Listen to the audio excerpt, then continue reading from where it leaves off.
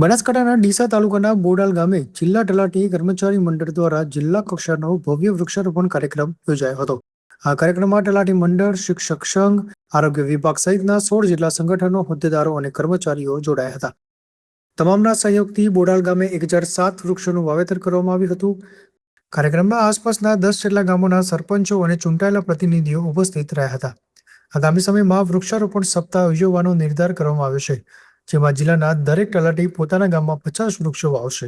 Bureau report, Banaskantha. Banaskantha જિલ્લા તલાટી કમ મંત્રી મહામંડળ દ્વારા જિલ્લા કક્ષાના વૃક્ષારોપણ સપ્તાહ ઉજવવા માટે મોડલ કાર્યક્રમ ડીસા તાલુકાના બોડાલ ગામે યોજવામાં આવ્યો। આ કાર્યક્રમમાં બનાસકાંઠા જિલ્લાના પ્રભારી શ્રી ધવલભાઈ દવે સાહેબ, જિલ્લા પંચાયતના પ્રમુખ શ્રી વસંતભાઈ અને ધારાસભ્યશ્રીઓ, રાજકીય આગેવાનશ્રીઓ, અધિકારીશ્રીઓ અને મંડળના સૌ હોદ્દેદારશ્રીઓ અને કર્મચારીઓ મોટી સંખ્યામાં ઉપસ્થિત રહ્યા।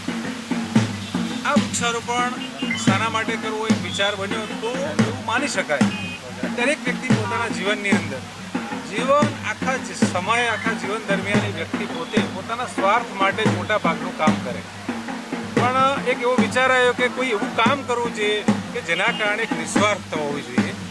તો જિલ્લા કક્ષાને બનાસકાંઠા જિલ્લાને હરિયાળું બનાવવા માટે તમામ જિલ્લાના તલાટી મંડળના કર્મચારી મિત્રોએ એક નેમ લીધી છે અને તમામ કર્મચારીઓની સાથે જોડાયા છે અને આખા જિલ્લાની અંદર અમે બનાસકાંઠા જિલ્લા પંચાયત કર્મચારી મહાસંઘ અને તલાટી મંડળ દ્વારા આ કાર્યક્રમને આપવામાં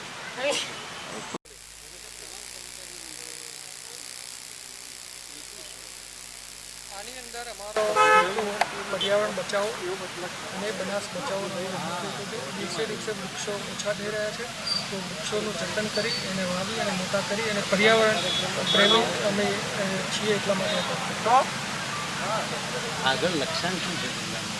આગામી દિવસોમાં અમે આ અઠવાડિયે સાપ્તાહિક પ્રોગ્રામ કરવાના છીએ, જેમાં દરેક ગ્રામ પંચાયતમાં ઓછામાં ઓછા 50 અને વધુમાં વધુ જેટલા વવાઈ શકાય એટલા વૃક્ષો અમે વાવવાના છે। જ્યાં મંદિર છે, કોઈ છૂટી જગ્યા હોય, કોઈ ગૌચર હોય, ત્યાં અમે આ પ્રકારનું કામ કરવાના છે।